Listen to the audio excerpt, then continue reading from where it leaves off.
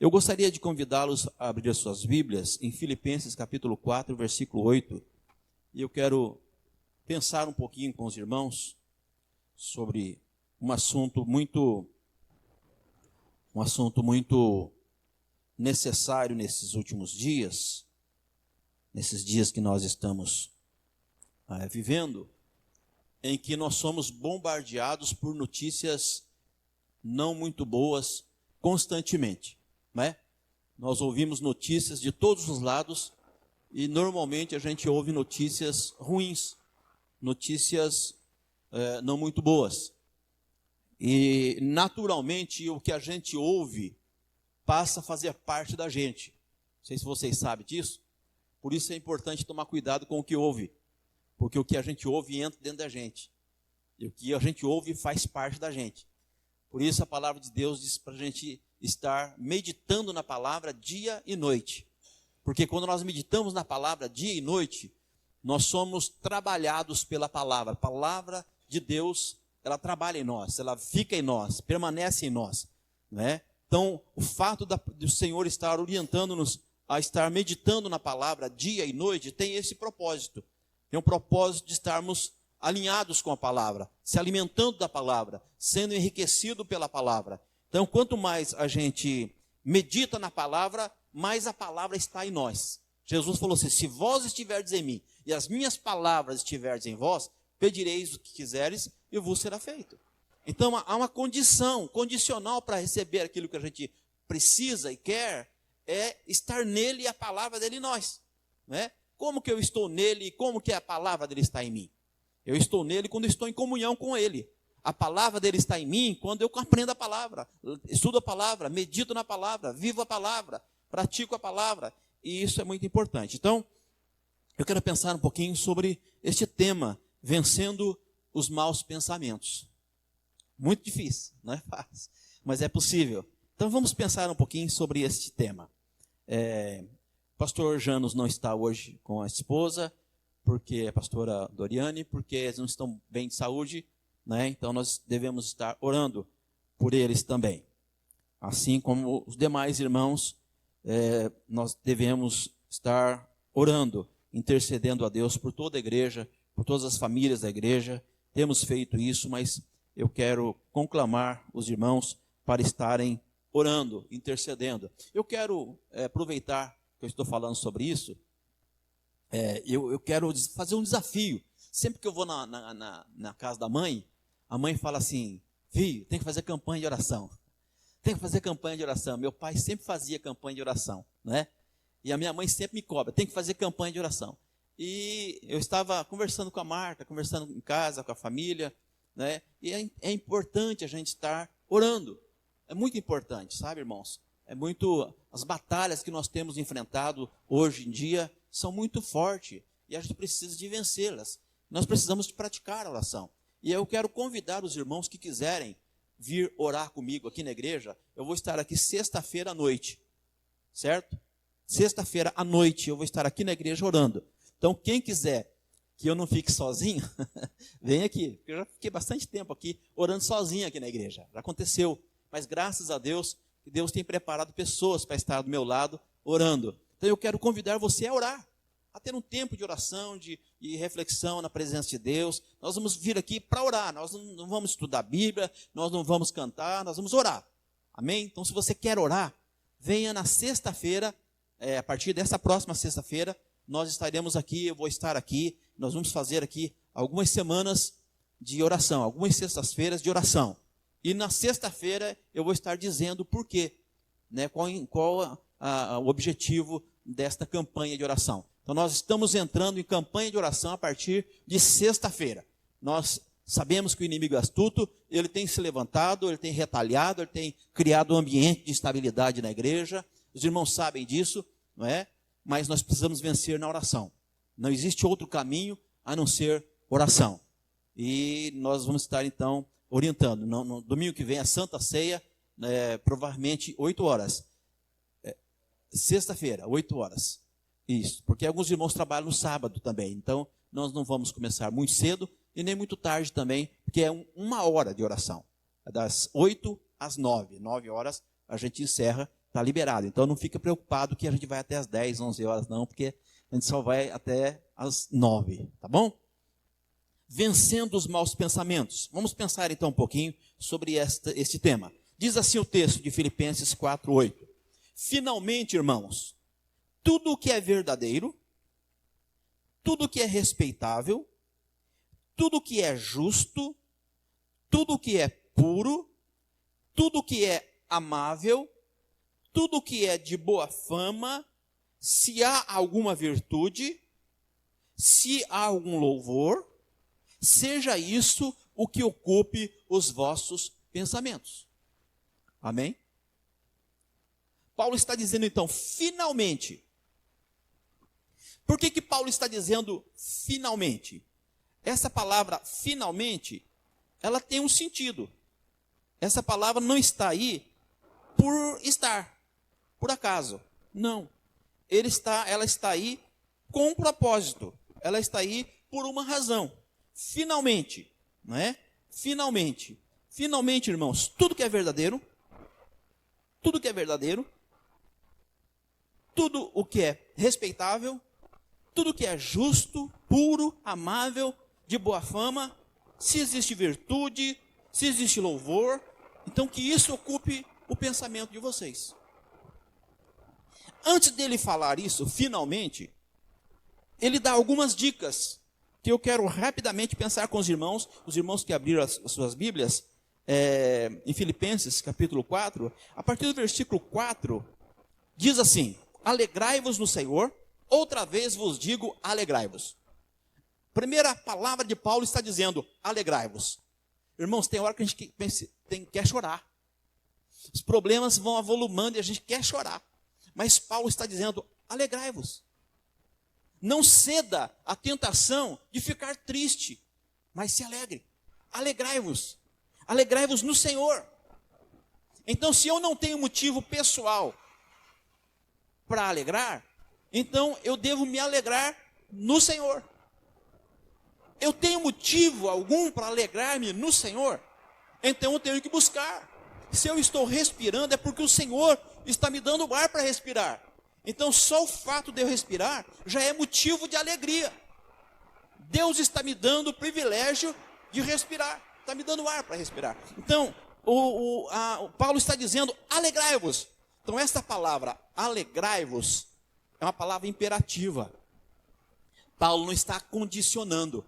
Paulo não está dizendo, se for possível, se tiver tudo bem, se tiver tudo calminho, legal, aí vocês se alegrem. Paulo não está dizendo isso. Paulo está dizendo, alegrai-vos. Ou seja, decida se alegrar. Independente da circunstância, decida se alegrar. É uma decisão. Estar alegre ou estar triste tem a ver com decisão. Claro que as circunstâncias nos levam a estar triste ou estar alegre. Mas se a gente depender da circunstância, então nós vamos ficar refém da circunstância. Certo? Então, para você dominar a circunstância, você tem que se dominar. Quando você se domina, você domina a circunstância. Quando você não se domina, a circunstância domina você. Então, o que você pensa tem que ser resultado de uma decisão tua. Decidir no que pensar. Então, por exemplo, se você enche a mente com mensagens negativas o dia inteiro, você vai pensar no quê? Você vai pensar naquilo que você ouviu. Então, por isso é importante selecionar, filtro. Toma cuidado com o que você ouve, toma cuidado com o que você vê, tome cuidado com quem você fala, com quem você conversa, porque tudo isso vai direcionar o teu pensamento, certo? Por isso é importante focar nas coisas dos céus, porque aí o teu pensamento vai estar ligado nas coisas do céu. Então Paulo está dizendo, decida se alegrar. Segunda palavra está no versículo 5. Seja a vossa moderação conhecida de todos os homens. Paulo está falando assim, olha, seja equilibrado, seja ponderado. E isso é decisão. Paulo está dizendo aqui, seja a vossa moderação conhecida entre os homens. Que os homens olhem para você e vejam uma pessoa equilibrada. E isso é decisão, eu decido. Ou seja, eu vou trabalhar de forma que eu esteja controlado, não é? Inclusive, um dos frutos do Espírito é a moderação. Então, a moderação, irmãos, precisa ser trabalhado em nós. É necessário ser trabalhado em nós. Porque ou nós dominamos a irritabilidade, a falta de moderação, ou a irritabilidade e a falta de moderação nos domina. Então nós precisamos tomar cuidado para não ser refém do problema. Se eu não for, por que Jesus andou por sobre o mar? Qual a mensagem que Jesus estava dizendo quando ele andou por sobre o mar? Jesus estava andando por cima do problema. Porque naquele momento o mar era um problema. Apesar do mar ser a ferrovia dos barcos, não é verdade? Mas naquele momento estava o mar revolto. E Jesus estava andando por sobre o mar. O que Jesus estava dizendo? É eu que domino. Não é o mar que me domina. Não é o medo que me domina. É eu que domino. É essa a mensagem que Jesus está dizendo. Então, o equilíbrio também faz parte de uma decisão pessoal minha. Alegrai-vos, seja moderado. Sexto versículo. Diz assim: não andeis ansiosos por coisa alguma. Não estar ansioso ou não ficar refém da ansiedade também é uma decisão minha. Eu posso sim ter circunstâncias em que eu fique estressado, eu fico ansioso, eu fico preocupado, mas eu não posso ficar refém disso. Isso não pode me dominar. Então, ou eu domino a ansiedade, ou a ansiedade me domina. Então, quando eu domino a ansiedade, eu não faço, não ajo, não vivo ansioso. Certo? É preciso trabalhar isso. E o Espírito Santo faz isso. Olha o que acontece aqui, olha. Não andeis ansiosos por coisa alguma. Em tudo, porém, sejam conhecidas diante de Deus as vossas petições com oração, súplica e ações de graças. Ou seja, quando eu estiver ansioso, eu vou me relaxar. Como que eu vou me relaxar? Eu vou me relaxar orando, falando com Deus. Você sabia que quando você fala, você extravasa? Você joga para fora aquilo que está te deixando ansioso? Então, às vezes, muitas vezes, quando nós estamos ansiosos, o próprio Deus permite para que a gente se achegue perto dele, para que a gente ore, para que a gente fale com ele, para que a gente desabafe, porque a oração é isso. Oração é você colocar para fora aquilo que não está fazendo bem para você, é você conversar com Deus, mas é você ouvir a voz de Deus também. Então não é possível você simplesmente achar que pensando Deus já vai responder. É necessário falar, verbalizar. Então o fato de você ir para a oração vai ajudar você a acalmar, passar aquele momento do estresse, né? O momento da ansiedade. Né? Muitas vezes nós ficamos ansiosos, e na maioria das vezes nós ficamos ansiosos por coisas que não diz respeito ao controle nosso. Ou seja, não somos nós que vamos controlar aquela situação, aquele problema não depende simplesmente de uma decisão nossa. E a gente fica ansioso por situações que nós não dominamos. Isso é muito sério, isso é muito complicado. Então é necessário estar colocando diante do Senhor, porque aí o Senhor entra com providência e muda a circunstância. E o versículo 7 diz assim: depois que você se alegra no Senhor, toma decisão. Depois que você toma a decisão de ser moderado. Depois que você toma a decisão de orar e não estar ansioso. Aí vem uma reação. Aí o versículo 7 fala assim: e a paz de Deus, que excede todo o entendimento, guardará o vosso coração e a vossa mente em Cristo Jesus. Eu quero que a minha mente seja guardada. Então o que eu tenho que fazer? Tomar a decisão de estar alegre, estar moderado, não estar ansioso. Aí a paz vai tomar conta. Aí a paz vai invadir meu coração. Aí a paz de Deus que o mundo não entende. Mas como é que pode esse povo louco? Começa a ter problema, vai para a oração e sai zen de lá. Não é verdade? Como é que pode um negócio desse? É que eles não entendem, porque a paz de Deus excede o entendimento. Está além da compreensão humana. Então, é importante que nós, então, passemos por essas fases. Daí, vem o versículo 8. Finalmente, depois que eu me alegrei, mantive moderação, não fiquei ansioso, fui para a oração, aí a paz de Deus veio. Aí, finalmente, tudo que é verdadeiro, tudo que é respeitável, tudo que é justo, tudo que é puro, tudo que é amável, tudo que é de boa fama, tudo que se há alguma virtude, se há algum louvor, que isso ocupe a vossa mente. Paulo está dizendo, então, que a nossa mente precisa ser ocupada com essas questões que louvam a Deus. Se o teu pensamento, o que você tem pensado, não louva a Deus, começa a pensar, refletir. Será que eu estou pensando de forma certa? Será que esses tipos de pensamento estão corretos? Então eu começo a trabalhar e fazer filtragem, tá? Fazer filtragem. Eu já falei isso aqui, mas eu vou repetir, que eu gosto bastante de repetir, que é o seguinte, não sei se vocês sabem, mas nós, seres humanos, nós pensamos e nós temos pensamentos. Nós pensamos e nós temos pensamento. Quando nós pensamos, quem decide no que pensar somos nós. Mas quando nós temos pensamento, alguém está sugerindo aquele pensamento para nós. Entenderam? Então precisa tomar cuidado. Se o pensamento está roubando a tua paz, e você não consegue parar de pensar naquilo que está tirando a tua paz, não é?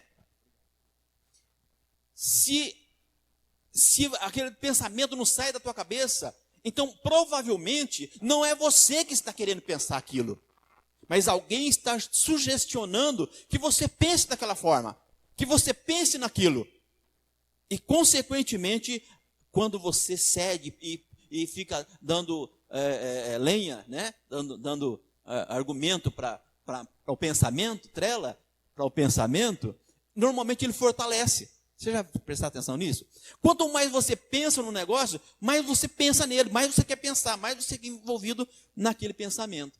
Então é necessário trabalhar isso, né? E Deus vai dando orientação na palavra. Olha só, por exemplo, Martim Lutero tem uma frase que ele diz assim: não podemos impedir que os pássaros voem sobre a nossa cabeça, mas podemos impedir que eles façam ninhos. Os pensamentos podem passar pela nossa cabeça e isso, infelizmente, nós não temos o controle total. Mas que eles permaneçam lá, que eles façam ninho, aí complica, né? Porque às vezes o diabo ele sugestiona um pensamento e aí a gente começa a pensar, sabe que está certo? Sabe que tem razão? É isso mesmo. E aí você começa então já a fazer um monte de imaginação e você então vai materializando aquilo. É uma mentira de Satanás, mas você torna uma verdade. E aquilo acaba acontecendo às vezes com a gente, porque a gente acredita. Então, dominar o pensamento é muito importante para servir a Deus e ter sucesso na vida. Por exemplo, um texto de Gênesis, capítulo 4, versículos 6 e 7. Eu gosto bastante desse texto aqui. Gênesis 4, 6 e 7 diz assim: e o Senhor disse a Caim: por que te irasse? Por que você ficou irado? Por que descaiu o teu semblante? Por que você ficou triste? Por que você ficou sisudo? Deus falou para Caim assim: por que, Caim, que você se irou? Por que você descaiu o teu semblante? Versículo 7. Se bem fizeres, não é certo que será aceito? Porque o irmão dele tinha dado a oferta para Deus, feito um sacrifício, e Deus aceitou a oferta de Abel e não aceitou a de Caim. Aí Caim ficou bravo, ficou nervoso, ficou chateado.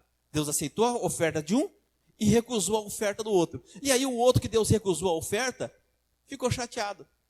Aí Deus chegou para Caim e falou assim: Caim, não está perdido, rapaz. Não está perdido. Calma aí. Por que você está desse jeito? Por que você está nervoso desse jeito, chateado desse jeito? Se você fizer a coisa certa, você acha que eu não vou aceitar a tua oferta também? Eu vou aceitar a tua oferta. É isso que Deus está dizendo para ele nos versículos anteriores. Deus está falando assim: Caim, por que você descaiu o teu semblante? Aí Deus dá a dica aqui. Por que tinha decaído o semblante dele? Ele estava chateado porque Deus não recebeu a oferta dele. Ó, versículo 7. Se fizeres bem, não é certo que serás aceito? O que Deus está dizendo: se você fizer a oferta da forma correta, você não vai ser aceito? Claro que você vai ser aceito. É isso que Deus está dizendo. E se não fizeres bem, Olha só o que Deus está falando para Caim. E se não fizeres bem, o pecado jaz à porta.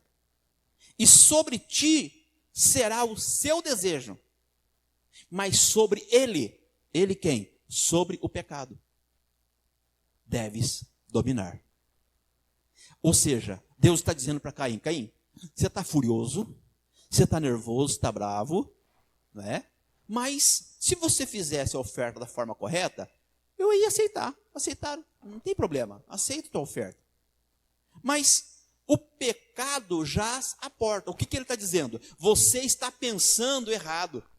Você está pensando em tirar a vida do teu irmão, achando que o culpado é ele. Você está invertendo as coisas, não é? Ele está falando assim, o pecado jaz à porta, ou seja, você está querendo assassinar o teu irmão. E aí, ele fala assim, sobre ti será o seu desejo. Ou seja, você tem o direito de desejar o que você quiser. Mas sobre o pecado, cabe você dominar. Você que decide se vai matar ou não. Isso Deus falou antes dele matar o irmão. Deus preveniu ele. Deus falou, você está matutando um negócio errado. Você está pensando um negócio errado porque você está chateado. Mas isso cabe a você fazer. Você vai assassinar ou você não vai assassinar. É você que decide. É isso que Deus está falando. O pecado está dominando a tua mente. O desejo está ali. Né? E isso, irmãos, é algo que a gente precisa considerar. Não é? As circunstâncias nos sobrevêm. Os problemas nos sobrevêm. Mas como que eu vou dominar a situação? Não enfrentando conforme o inimigo quer que a gente enfrente. O inimigo quer que a gente enfrente com as armas naturais. Mas a nossa luta não é contra carne e sangue, mas é contra principados. Então, se eu quero vencer as lutas da minha mente, eu preciso ir para a presença de Deus. Como então que eu faço? Eu vou pensar aqui algumas dicas do que não fazer primeiro, e depois algumas dicas do que fazer para dominar o pensamento, tá bom? Isso tudo com os textos bíblicos, e os irmãos que gostam de anotar poderão fazê-lo sem problema, tá? Olha, o que não fazer então? Em Mateus capítulo 15, versículo 19, diz assim, porque do coração procede os maus pensamentos. Olha só, Mateus 15, 19. Porque do coração procedem os maus pensamentos. Aí eu pergunto para vocês, coração pensa? Não, né? Não. Mas de que coração que o Senhor está falando aqui então? Emoção, sentimentos. Por isso que ele usa o coração como forma de esclarecimento, de entendimento. Então, nós precisamos de não descuidar do coração, porque é do coração, dos nossos sentimentos, é que procedem os maus pensamentos. Então, os maus pensamentos de Caim veio por causa da ira dele. Então, quando nós estamos irados com alguém, nós temos a tendência em matutar o pior. Isso é parte da natureza nossa. Nós somos dominados da nossa mente e, consequentemente, nós alimentamos, aí nós procuramos meios, mecanismos, fórmulas para justificar aquele pensamento. Mas você viu acontecer aquilo? Mas você viu acontecer aquilo outro? Mas, olha, estava na cara. E a gente começa, então, a alimentar aquele negócio. Não é? Vem um mau pensamento, aí você começa a alimentar. Aí o Caim já deve ter pensado, você viu como é que meu irmão ficou feliz? Mas ele não merecia ser feliz desse jeito, porque Deus aceitou dele. Mas aí ele revoltou contra o irmão, não contra Deus. Ele revoltou contra o irmão. Não é? Então, o coração, os nossos sentimentos, é dali que procedem os maus pensamentos. Os maus pensamentos. Aí o versículo, Eclesiastes capítulo 10, versículo 20, fala sobre pensar mal do próximo. Olha só que interessante esse versículo. Eu preparando essa mensagem aqui, eu fui muito ministrado, viu? fui abençoado. Eu fui me alimentando e fui ministrado nesta palavra aqui, essa semana. Não pense mal do próximo. Mas ele merece que você pense mal dele? Ele pode até merecer, mas decida não pensar mal dele. Pense o melhor, pense o bem, mas não pense o mal. Então, por exemplo, Eclesiastes 10, 20 diz assim: nem no teu pensamento amaldiçoe os reis, nem tampouco no mais interior do teu quarto amaldiçoe o rico. Por quê? Porque as aves dos céus poderiam levar a tua voz, e o que tem asas daria notícia das tuas palavras. Ele está falando de pássaros no sentido figurado. Ele está falando de asas no sentido figurado. Sabe por quê? Porque quando a gente fala, a gente documenta, a gente firma contrato, a gente coloca um selo. E quando nós falamos, a nossa palavra, primeiro que a palavra de Deus diz que nós daremos conta de cada palavra que falarmos diante de Deus. Cada palavra que sair da nossa boca, nós vamos dar conta dela diante de Deus. Mas existe bênção e existe maldição. Então, quando nós liberamos uma palavra e que dá legalidade, o diabo pega aquela palavra e trabalha em cima dela contra nós. Sabia disso? As nossas palavras são armas na mão de Satanás. Então, quando nós liberamos uma palavra que dá legalidade para o diabo agir, ele pega aquela palavra e sela ela. E aí ele vai trabalhar contra nós usando a palavra que saiu da nossa boca. É assim que ele trabalha. Aí o que ele faz? Ele pega uma palavra que saiu da minha boca e ele começa então a trabalhar na minha mente. Começa a trabalhar na concupiscência. Você sabe o que é concupiscência? Concupiscência é um desejo forte. Você tem um desejo forte por aquilo que te domina. Isso é concupiscência. A Bíblia fala bastante sobre a concupiscência. Então, quando eu começo a pensar mal do próximo, eu posso estar permitindo que o diabo trabalhe e cause uma situação, cause um ambiente, cause um desequilíbrio, cause situações para que aconteça um desastre. Isso é muito sério. Então, por isso é importante tomar cuidado. Quando ele fala que as aves dos céus poderiam levar a tua voz, claro que pessoas podem ouvir o que você está falando no quarto e pode levar para o rei e você ser punido porque você falou alguma coisa errada do rei. Mas ele não para aí. Ele fala, e os que têm asas daria notícia da tua palavra. Quem que a gente sabe que tem asas? Né? Os anjos têm asa. E aí, irmãos, eu estou parando um pouquinho mais nesse texto, porque é muito sério. Às vezes a gente acha que só está falando ali. Eu só estou falando com a pessoa de confiança minha. Eu só estou falando com a minha família. Eu só estou falando comigo mesmo. E a gente não percebe que existem demônios ao nosso derredor, porque a Bíblia diz isso. Existem demônios ao nosso derredor. O que esses demônios ficam fazendo, irmãos? Os demônios, eles ficam buscando legalidade para agir contra a gente. Porque se eles tiverem legalidade, eles não precisam pedir para Deus para atacar a gente, não. Se eles tiverem legalidade, é a gente que dá legalidade com a nossa fala, com a nossa voz. Então, quando nós falamos alguma coisa que dá legalidade, ele pega aquilo e vai trabalhar contra a gente. E Deus não pode fazer nada. Às vezes você ora, e aquele problema não é resolvido. Por quê? Porque de alguma forma você deu legalidade. E uma das formas da gente dar legalidade é com a boca. Amém? Entenderam até aqui? Amém. Outra coisa, Mateus 6, 12, fala sobre os olhos.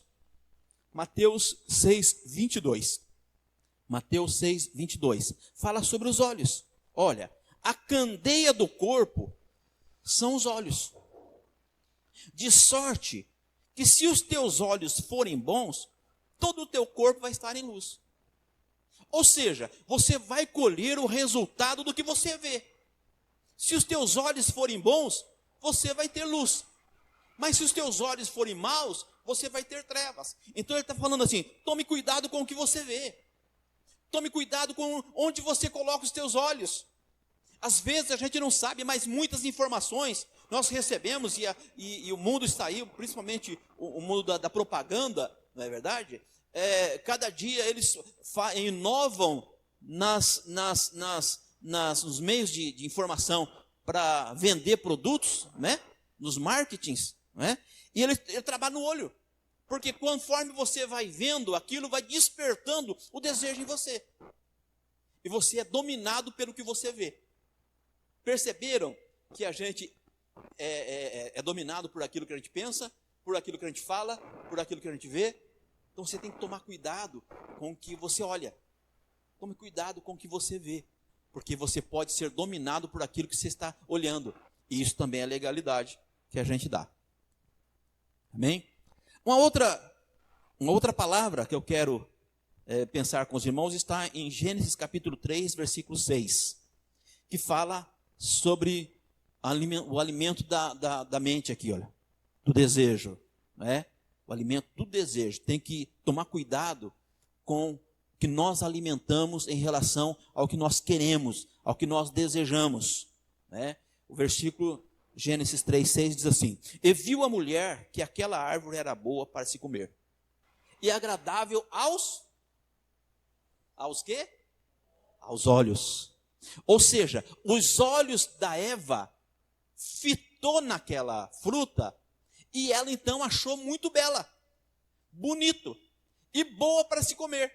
Ou seja, os olhos dela deu a informação para ela, para a mente dela, que aquela fruta era gostosa, que era saborosa.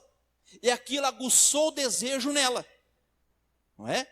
Então, olha, e viu a mulher que aquela árvore era boa para se comer, e agradável aos olhos, e árvore desejável para dar entendimento. Ou seja, aquilo tudo começou a passar na mente dela. O diabo falou que aquela árvore, se ela comesse, ela ia conhecer o bem e o mal. E ela falou assim: eu quero ter entendimento. Ela começou a imaginar. Veja, gente, quando ela olhou para a fruta, provavelmente é possível que tanto Eva quanto Adão passaram por aquela árvore muitas e muitas vezes. Provavelmente ela tinha visto aquela fruta muitas e muitas vezes. Mas naquele dia ela teve vontade de comer. Por quê? Porque ela parou para olhar. Ela começou a olhar, ela começou a ver o contorno, ela começou a ver, e ela começou a imaginar. Deve ser gostoso, deve ser bom. E ela começou então a fazer ali um monte de elucubração. É isso, né? Elucubração. Ela começou então a fazer ali uma imaginação do que seria experimentar aquela fruta. Irmãos, quando você olha para uma coisa e você recusa continuar olhando para ela, aquela vai passar. Mas quando você olha para alguma coisa e começa a olhar e olhar, a imaginação vai dando asas. E você vai começar a imaginar um monte de coisa que aquilo vai dominando você. Entendeu? Pensar não é pecado. O pecado é você dar imaginação para o pecado. O pecado é você dar sequência no que você pensou. Aí é que está o problema. Porque é aí que você dá legalidade. É aí que você fica amarrado naquela questão que nós acabamos de dizer já para os irmãos em relação à mente. Um outro texto que eu quero pensar com vocês está em 2 Samuel capítulo 11, versículo 2. 2 Samuel 11, 2. Fala sobre a ociosidade. O que é ociosidade? Ociosidade é quando a gente não tem o que fazer. Você não tem o que fazer. Então, você não tem o que fazer, aí você vai ficar vendo uns negócios que não... Vai ficar assistindo uns negócios que não deveria. Vai ficar vendo coisas que não precisava. Né? Ouvindo coisas que não deveria, ouvindo coisas que não precisava. E aqui nós vemos a história de Davi. Olha, 2 Samuel 11, 2 diz assim: e aconteceu que numa tarde, Davi se levantou do seu leito e andava passeando no terraço da casa real. E viu no terraço uma mulher que estava se lavando. E era esta mulher muito formosa à vista. O contexto diz que era tempo dos reis irem para a guerra. E Davi, ao invés de ir para a guerra, ele resolveu ficar em casa. E aí, um belo dia, enquanto o povo estava guerreando, ele resolveu ir para a varanda, não é? E ele chegou lá, levantou de madrugada, cedinho, não é? Ele começou a olhar e de repente ele avistou uma mulher. E aquela mulher foi uma desgraça e foi uma bênção na vida dele. Mas primeiro foi uma desgraça, para depois ser a bênção. Porque aquela mulher, ela custou a desgraça da família dele. Porque ele colocou o marido daquela mulher na frente da batalha para morrer, para que ele ficasse com a mulher. Porque ele já tinha se deitado com ela e ela tinha engravidado dele. Então, para que o marido não descobrisse, não acontecesse um negócio pior no reino, na visão dele, ele acabou colocando o marido daquela mulher na frente da batalha e matando o marido dela. E aí o profeta Natan contestou Davi e falou para Davi: Davi, a espada não vai se apartar da tua casa. O que você fez escondido, vão fazer com você à luz do dia. Público, na frente de todo mundo. E foi exatamente isso que aconteceu. Um dos filhos de Davi se deitou com a mulher de Davi. Publicamente, durante o dia, na frente de todo mundo. Entendeu? Além disso, houve uma briga entre a família. O filho de Davi estuprou a filha de Davi. Olha só, tudo consequência depois daquele ato que Davi tomou, né? O outro filho vai e toma o reino de Davi, tenta matar o pai. Ele teve que fugir para não ter que enfrentar o filho e ter que matar o filho eventualmente. Olha só que consequência. E Davi então foi desgraçadamente, né, trabalhado ali naquela situação por causa de uma decisão errada. Ele estava ocioso, era para ter sido para a guerra e ele não foi para a guerra, ele ficou em casa. Às vezes, irmãos, a gente fica desocupado e a gente começa a ocupar a mente, a vista, os olhos, os ouvidos, com coisas que vão nos levar para a perdição. Por que eu disse que é bênção? Porque depois o filho daquela mulher, lá na frente, depois o filho foi se tornar o rei de Israel no lugar de Davi. Foi ele, o filho dessa mulher, que construiu o templo de Jerusalém. É o filho desta mulher que escreveu Provérbios, chamado Salomão. Amém, irmãos? Então, tomar cuidado com a ociosidade. Uma outra palavra que eu quero pensar com os irmãos está no Salmo 1. Salmo 1, verso 1. Diz que não é para a gente andar nas rodas dos escarnecedores. Porque os escarnecedores não têm coisa boa para falar para a gente. Ele vai falar coisas que escarnecem, coisas que desagradam a Deus, coisas que não servem a Deus, não é? Então a Bíblia diz que é bem-aventurado o homem que não anda no caminho dos injustos, né? Dos ímpios, mas que anda no caminho daqueles que servem a Deus, que faz a vontade de Deus. Não anda na roda dos escarnecedores. Antes o seu prazer está na lei do Senhor e na sua lei medita de dia e de noite. Ou seja, é importante tomar cuidado com quem a gente anda, quem a gente ouve. É melhor você se afastar de conversas que contaminam, conversas que te levam para se afastar de Deus. E o texto está dizendo isso. Um outro texto que também diz a mesma coisa está em 1 Coríntios capítulo 15, versículo 33. 1 Coríntios 15, 33. Tomar cuidado com o que se fala, tomar cuidado com o que se pensa, tomar cuidado com o que se olha, tomar cuidado com o que se faz. Olha, diz assim o texto: não vos enganeis, as más conversações corrompem os bons costumes. Você começa a andar com uma pessoa que pensa diferente, você vai passar a pensar diferente também. Você é contaminado pelo meio. Já pensaram nisso? Você é contaminado pelo meio. E nós hoje estamos vendo aflorando cada vez mais um meio deturpado, um meio que realmente não quer nada com Deus, que afronta a Deus, que desdenha de Deus, que não se preocupa em respeitar a Deus, quanto mais obedecer a Deus. Então nós estamos vivendo uma sociedade que está totalmente distanciada de Deus.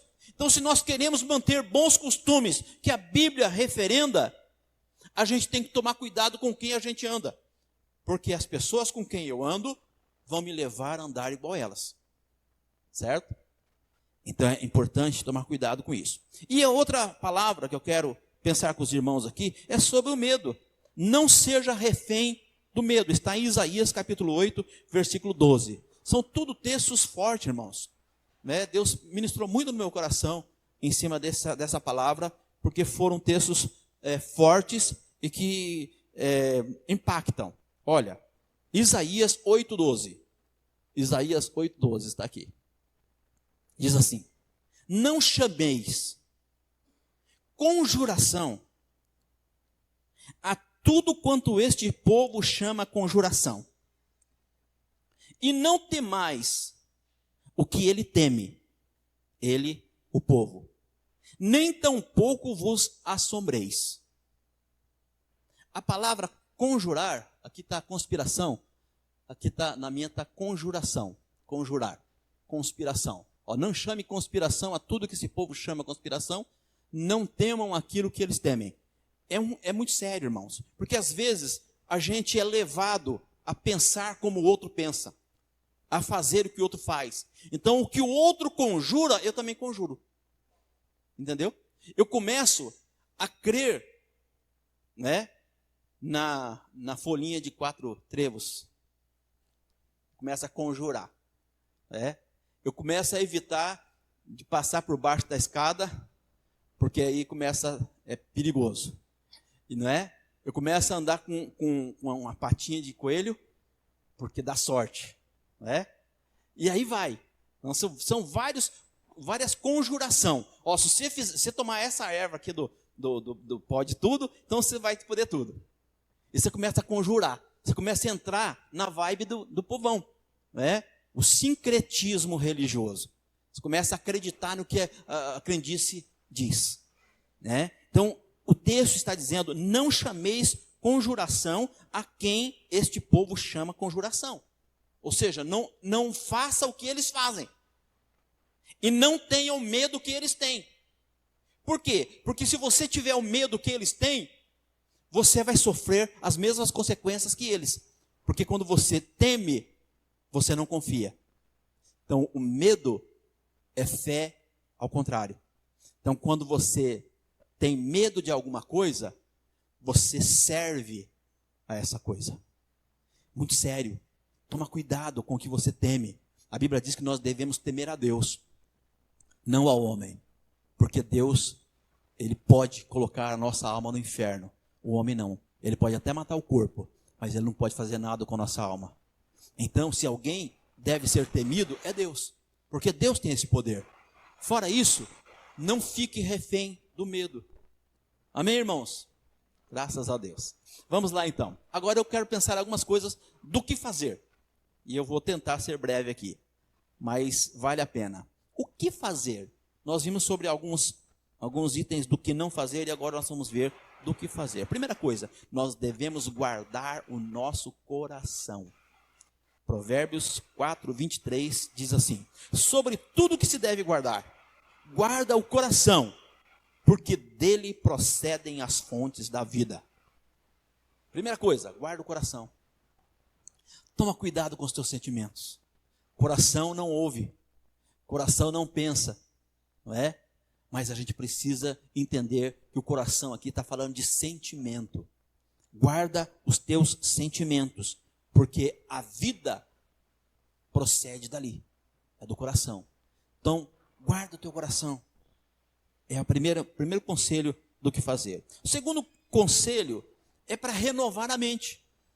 Ou seja, parar de pensar no que pensava e começar a pensar em coisas novas, coisas boas. Então, tenha motivos para pensar coisas boas. E o texto que eu quero usar aqui está em Romanos capítulo 2, versículos 2, que vocês já conhecem, né? Não vos conformeis com este século, mas transformai-vos pela renovação da vossa mente, para que experimenteis qual seja a boa, perfeita e agradável vontade de Deus. Ou seja, eu preciso renovar a mente. Se eu conhecia Jesus, mas não renovei a minha mente, eu vou ficar preso no velho homem. Como que eu faço para me desvencilhar do velho homem? Começar a pensar como nova criatura, como novo homem. Pensa conforme Deus pensa. Pensa conforme a palavra de Deus pensa. Mas vão me chamar de quadrada. Né? Então alguém disse que é melhor entrar no céu quadrado do que para o inferno redondo. Não é verdade? Mas é mais ou menos isso mesmo. Se para ir para o céu precisa ser quadrado, então vale a pena ser quadrado. Se é essa a questão, não é? Do que ser redondo e ir para o inferno. Então, eu preciso a não me conformar com este mundo. E não se conformar, esse conformar fala de forma. Não é verdade? Então, eu preciso tomar cuidado para não ser encaixado no mundo. Se as pessoas olharem para mim e não ver que eu sou diferente, alguma coisa está errada em mim. Quando as pessoas olham para você e falam assim, mas você é diferente. Opa, então você está fazendo diferença. Você está mostrando diferença. Existe um procedimento que você está agindo, que você está fazendo, que está dizendo para as pessoas que você é diferente. Então você não está conformado com o mundo. Conformado é estar na forma do mundo. Igual ao mundo. Fazendo o que o mundo faz, pensando o que o mundo pensa, né? Agindo da forma que o mundo age. Mas ele diz assim, mas transformai-vos pela renovação da mente. O que significa isso? Transformai-vos. Transformai-vos significa eu me transformo renovando a minha mente. Quando eu renovo a minha mente, eu me transformo. Às vezes eu fico pedindo para Deus que Deus me transforme. E Deus fala assim, mas a ferramenta está na tua mão. É você que se transforma renovando a mente. Então, quando eu renovo a mente, eu sou transformado. Eu quero ser transformado, mas eu não renovo a minha mente. Vocês já perceberam pessoas que trabalham de uma forma, servem a Deus, e de repente muda tudo. Ele começa a andar com pessoas que pensam diferente, e começa a agir conforme aquelas pessoas. E começa a se conformar com o mundo. Ou seja, ser praticante das mesmas coisas que as pessoas são praticantes. Então, eu posso me transformar quando renovo a minha mente. Eu transformo tanto daqui para lá, quanto de lá para cá. Entenderam? Quando eu sirvo a Deus, e a minha mente é uma mente que veio do mundo, o velho homem, eu sou nova criatura a partir do momento que eu penso como nova criatura. Mas se eu sou nova criatura e eu vou conhecer o mundo, eu também, o processo é o mesmo. Eu começo a pensar como o mundo pensa e eu passo a ser como o mundo é. É assim que trabalha, tá? A outra coisa que eu quero pensar com vocês está em Romanos capítulo 13, versículo 14, que diz assim, mas revesti-vos do Senhor Jesus Cristo, e nada disponhais para a carne no tocante às suas concupiscências. Ou seja, o texto está dizendo, se revista. O que é se revestir? Se revestir é vestir novamente. Então, quando você aceita o Evangelho, aceita Jesus, você vestiu Jesus. Porque você se tornou uma nova criatura. Mas se você voltar a vestir-se de Jesus, você vai estar se revestindo. Por isso é necessário todo dia se revestir. Eu me revisto todos os dias. Todos os dias eu busco ao Senhor. Eu clamo ao Senhor. Eu reconheço que Ele é o meu Senhor. Eu declaro com a minha boca que eu tenho aliança com Ele. Que eu sirvo a Ele. Que eu adoro a Ele. Então, se eu faço isso, eu estou me revestindo. Estou trabalhando para revestir com o Senhor. E o texto diz assim, e nada desponhais para a carne no tocante às concupiscências. Eu já disse aqui que concupiscência é desejo forte. Concupiscência é uma vontade forte. E o texto está dizendo, não se disponha a ser dominado por esse desejo forte. O desejo forte pode até vir, mas não se permita ser dominado pelo desejo forte. Porque nós somos humanos, nós estamos sujeitos. Mas nós não podemos usar essa prerrogativa para viver na prática do pecado. Tem muita gente que diz que a carne é fraca, e a Bíblia diz que a carne é fraca. Então, a carne fraca é um motivo para ser forte, não motivo para pecar, né? Amém? A outra coisa para fazer aqui é guardar os olhos. Olha o texto de Jó, capítulo 31, versículo 1. Eu gostei demais desse texto aqui, então preste atenção nele. Jó, capítulo 31, versículo 1, diz assim: fiz aliança com os meus olhos. Fiz aliança com os meus olhos. Como, pois, os fixaria eu numa nozela? Eu fiz aliança com os meus olhos de não ver coisas que desagradam a Deus. Eu tenho aliança com os meus olhos. Eu não vou ver aquilo que Deus não quer que eu veja. E Jó está falando isso aqui. Fiz aliança com os meus olhos. Irmãos, a gente precisa fazer aliança com os nossos olhos. Dizer para nós mesmos, eu não vou ver isso porque isso desagrada a Deus. Isso entristece o coração de Deus. Isso dá legalidade para o diabo agir na minha vida. E me prender. E me criar situação de dificuldades. Então eu preciso fazer aliança com os meus olhos. A outra palavra que eu quero pensar está em 2 Coríntios capítulo 10, versículo 5. Diz assim: levando cativo todo o pensamento à obediência de Cristo. Irmãos, o nosso pensamento tem que ser trabalhado, tem que ser levado, tem que ser conduzido. Nós temos que decidir dominar o nosso pensamento. Nós temos que decidir levar o nosso pensamento cativo à obediência de Cristo. É nós que decidimos. Isso é livre-arbítrio.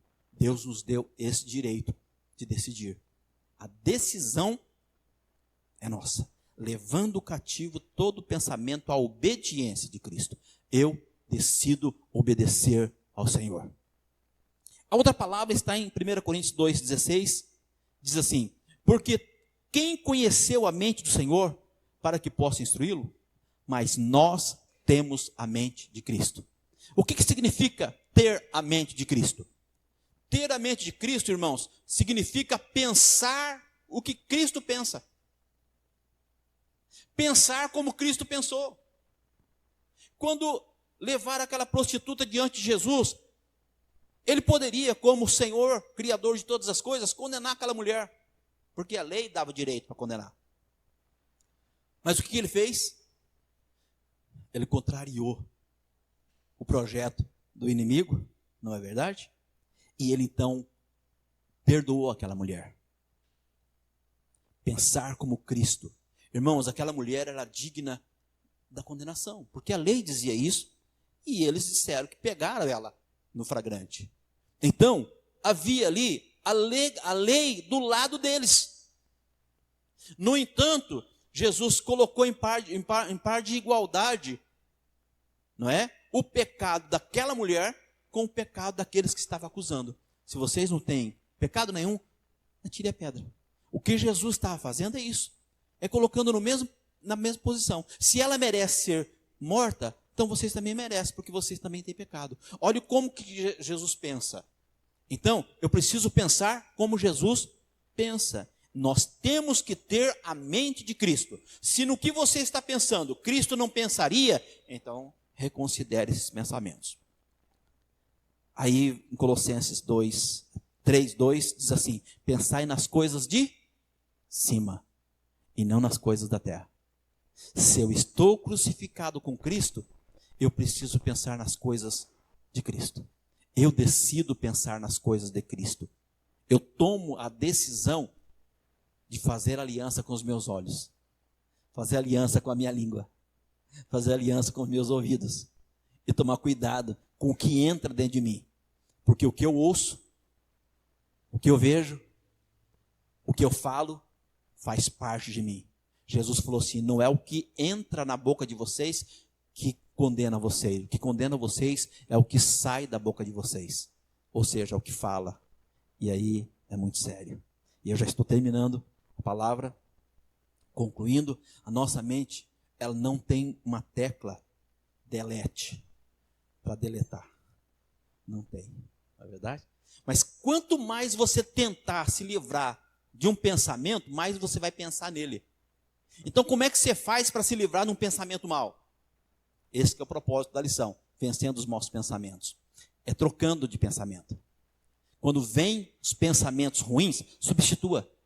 É substituição. Você tem que ter motivo para pensar em coisas diferentes das quais você está pensando. E é lógico, se o pensamento está vindo de Satanás, não vai ser fácil. Porque ele vai ser persistente. Mas é você que decide. Como o Senhor falou para Caim. O pecado jaz à porta, cabe a você dominá-lo.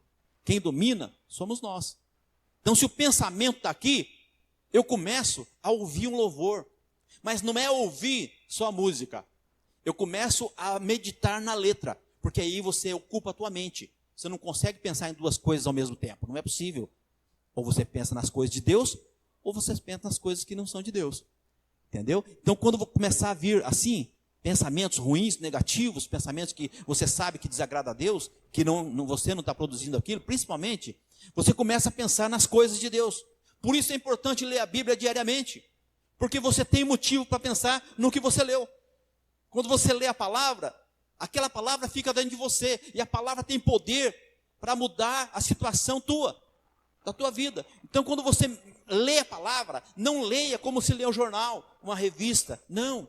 Leia a palavra meditando, leia a palavra entendendo, leia a palavra considerando, cada palavra, cada item, cada vírgula, leia a palavra entendendo o que aquela palavra quer dizer, e aí você vai ter condição de, durante o dia, estar meditando naquela palavra que você leu. Amém?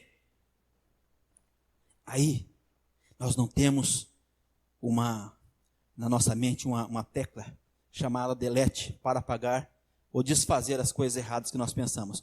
Mas nós temos à disposição nossa o sangue de Jesus Cristo. Amém? O sangue de Jesus Cristo. Em 1 João capítulo 1, versículos 7 a 9, diz assim: mas se andarmos na luz, como Ele na luz está, temos comunhão uns com os outros, e o sangue de Jesus Cristo, o seu Filho, nos purifica de todo o pecado. Pensou errado, pecou, vai para os pés do Senhor. Fala com Ele. Porque se nós andamos na luz, nós vamos enxergar onde está a nossa falha. Irmãos, se não tivesse essa luz acesa aqui, provavelmente a gente poderia se trombar, bater nas coisas, porque a gente não ia ver o que está aqui. Não é verdade? Então a luz faz o quê? A luz traz a revelação das coisas. A luz faz isso. Então o que a palavra de Deus faz? A palavra de Deus é luz. Então o que a palavra de Deus faz? A palavra de Deus nos revela o que está errado. Que nós estamos pensando errado. Que nós estamos fazendo errado. Então a palavra de Deus é luz. Por isso o texto está dizendo, mas se andarmos na luz, como Ele na luz está, qual que é essa luz? A luz é a verdade. Se nós olharmos para a verdade, a mentira não tem lugar. Nós não vamos ficar refém da mentira, do medo, do engano, da falsidade, de tudo aquilo que não vem de Deus, que não agrada a Deus. Se andarmos na luz como Ele está na luz, nós temos comunhão uns com os outros, e o sangue de Jesus Cristo nos purifica de todo o pecado. Ou seja, irmãos, para que o sangue de Jesus Cristo nos purifique de todo o pecado, é necessário andar na luz e ter comunhão uns com os outros. Por isso a importância de estar em comunhão, estar com a igreja, porque a forma como Deus deixou para que nós tenhamos comunhão uns com os outros é a igreja. E é a igreja onde tem os desencontros, as desavenças, os desajustes, mas é ali que Deus trabalha para forjar em nós o que Ele quer. Se nós estivermos num lugar tudo perfeitinho, aí é céu, aí não chama terra, aí é céu, porque lá não tem problema, lá todo mundo é perfeito, ninguém fala mal de ninguém, ninguém mente, ninguém não tem nada disso, lá é perfeito. Então, lá no céu, sim, não vai ter problema, mas aqui na terra, irmão, nós somos falíveis, Nós somos seres humanos, nós erramos, nós falamos o que não devíamos falar, nós agimos de forma errada, nós pensamos de forma errada, e isso faz parte da natureza humana. Nós somos originários de Adão, e por causa do pecado de Adão, nós estamos refém do pecado também. Mas o texto está dizendo, se andarmos na luz, ou seja, se nós não escondermos as nossas mazelas, ou seja, eu não posso esconder aquilo que me leva para o inferno. Eu preciso de expor. Expor, pastor, então eu tenho que sair falando para todo mundo? Não é isso. Mas eu tenho que chegar diante do Senhor e falar para o Senhor, eu errei. Não era assim. A tua palavra diz assim, assim, assado. E eu trabalhei de forma errada. Eu pensei de forma errada. Eu agi de forma errada. Tenha misericórdia de mim. Eu preciso do Senhor. Me ajuda. Me dá força. Me dá graça. Para que eu possa prevalecer. Para que eu não fique refém dos pensamentos. Da visão errada. Da audição errada. Do proceder errado. Não é? Se andarmos na luz como Ele na luz está, temos comunhão uns com os outros. E o sangue de Jesus Cristo, seu Filho, nos purifica de todo pecado. Amém? Não existe pecado que o sangue de Jesus não possa purificar.